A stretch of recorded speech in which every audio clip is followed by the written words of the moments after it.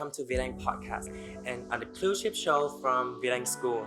And my name is Thành Jung from Taipei 2. I have been a Vietnam student for 6 years. Joining me today is my English teacher, Mr. Nathan. Hi, my name is Nathan and I am a teacher at Viet An Secondary and High School. It's nice to have you with me today. So, do you have any idea why you are here? Let me give you a hint. It's IELTS. Right, you are all studying to take the IELTS next year, correct? Yeah, that's right. And we have received a lot of questions about the speaking test. So that's why we are here and we're going to solve those questions. Are you excited? Very excited. Anything to help my students. Cool, then let's get started. The first season of Vietnam Podcast. For the first questions, the practicing IELTS questions in class to help me improve my speaking skill. Yes, absolutely. Practicing IELTS questions in class is going to help you improve your speaking skills, especially because there's 4 skills under speaking skills: fluency and coherence, vocabulary, grammar, and pronunciation. But I suggest if you are practicing IELTS questions in class, that you have a specific goal when you are practicing. So for example, maybe someone will say, this time I am going to use paraphrases for every question. Or this time I'm going to focus on making no pronunciation mistakes. So practice is good, but I always suggest that you have a specific goal in mind when you are practicing. Okay, that sounds great. So how can I practice pronunciation like a native speaker? Yes, so first I want to say there's a common misconception or misunderstanding that you must sound like a native speaker in order to achieve the highest marks, especially for pronunciation. However, if you look at the IELTS band descriptors, for band 9, and really for any bands, it never says that an accent will negatively affect your score. The goal is to be easy to understand. So the highest band scores focus more on intonation, word stress, and pronunciation features more than sounding like a native speaker. And it is said that producing fluent speech with decent pronunciation is more important than actual content of your answer. Is that true? It depends on what you mean by content. So it is true that the IELTS speaking test is not a test about your ideas. So that's more about the writing, right? So the IELTS speaking test, they're not testing you on your ideas, whether they're good or bad ideas. They're testing you on your language. So content does matter when it comes to vocabulary. So if you produce fluent speech and perfect pronunciation, but your vocabulary is quite basic, you will still not earn a high score. So you do have to have good vocabulary and linking words. Okay. And for the next questions, many students tend to translate from their native language to English. So is it good for speaking? Well, it depends on the language, but in Vietnam with Vietnamese, I would never recommend doing that because the grammar structure and the grammar rules are different between Vietnamese and English. So a simple example is that in English, usually we will put an adjective when an adjective and a noun are together. The adjective goes first and the noun goes second. But in Vietnamese, it is the opposite. So if you directly translate from Vietnamese, you are going to make grammar mistakes. So that's why people need to learn better Of course, yes. Yeah. So if I copy IELTS model answer when I talk like them, so how can I get a band score?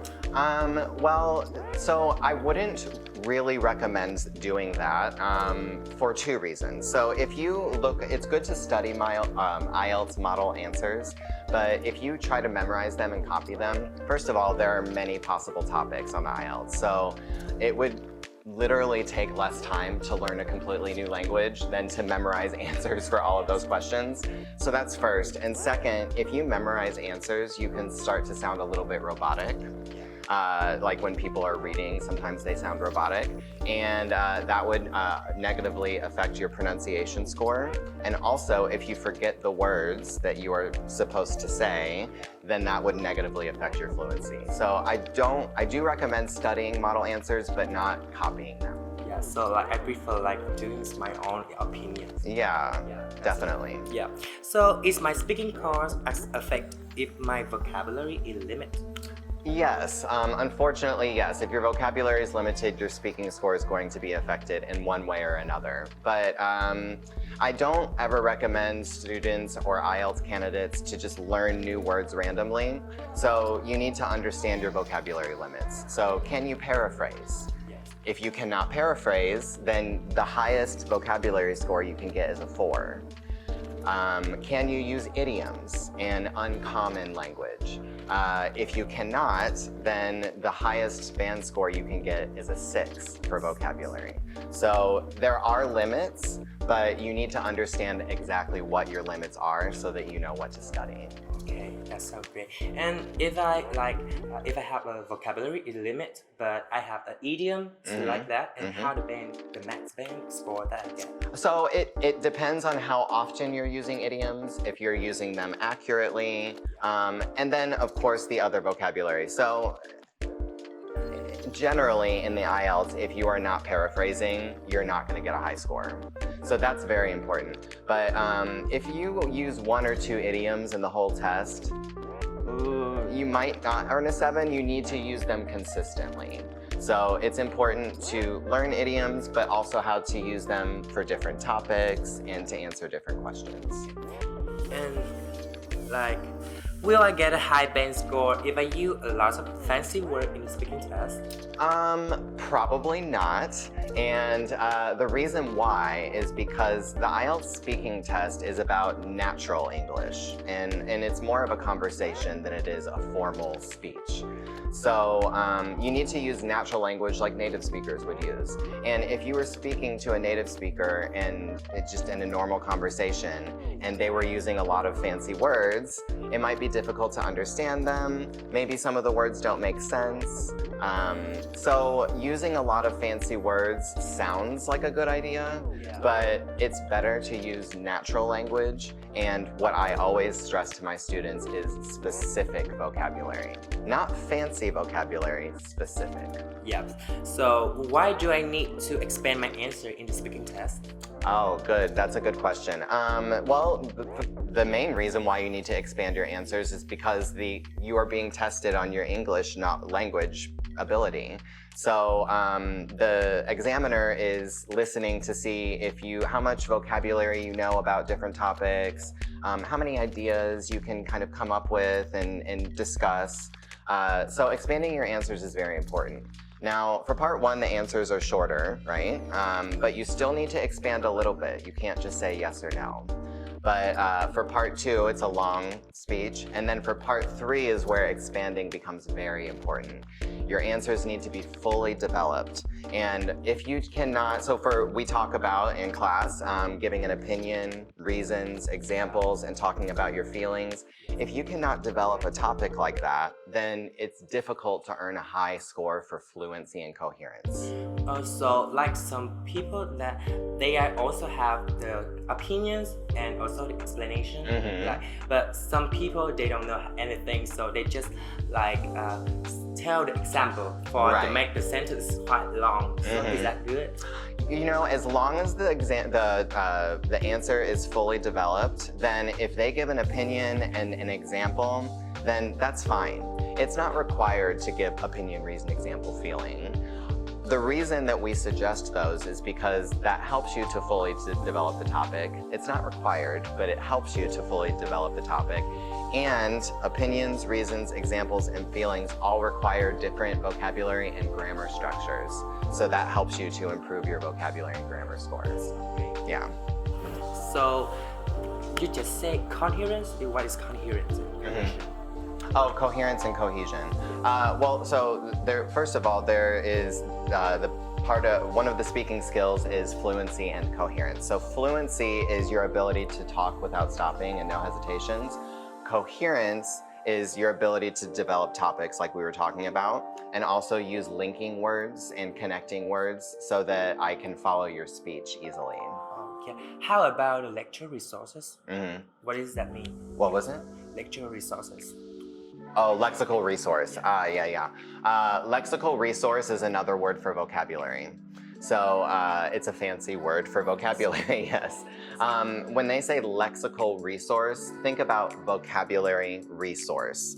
So resource is something that you pull from to use, right? So they want to understand how much vocabulary you know and how can you pull from your knowledge bank to use that vocabulary in your answers. So I try to using to paraphrase some words. So it means it's get on the lexical resources, right? Yeah, so paraphrasing is very important. Like I said, if you don't paraphrase, you can only get a band 4. So let me explain. So band 5, you must paraphrase, but you can make mistakes. So even if you are making mistakes with paraphrasing, you can still get a band 5. Band 6, you're paraphrasing with not many mistakes. Band 7, you're paraphrasing with no mistakes. So it just gets a little bit harder with each band score. Yeah. So if examiner asks me a question, but is some word that in the questions that I don't understand, can I ask the examiner? Okay, so that's a really good question. So I would not recommend saying, what does that word mean? Because most likely the examiner is not going to tell you what the word means. Maybe they will, but probably not.